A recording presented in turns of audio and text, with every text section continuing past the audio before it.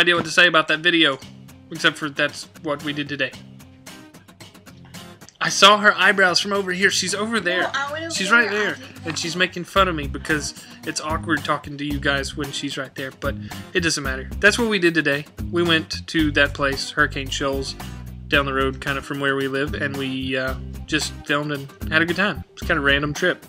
But I just wanted to share it with you. And I want to ask you guys, what do you do on the weekends for fun? Is there a place near your house that you go to? Is there any place like Hurricane Shoals around where you live that you like to go and spend some time and just hang out when you're bored?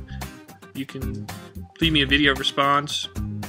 You can actually film there if you want. Or you can just leave me a comment and tell me.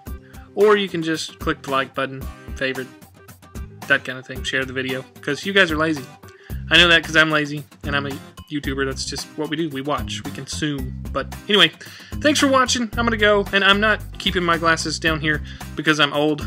I'm keeping my glasses down here because it causes a glare and I have square eyeballs when I do this. So anyway, thanks for watching and I'll talk to you guys later. Bye-bye.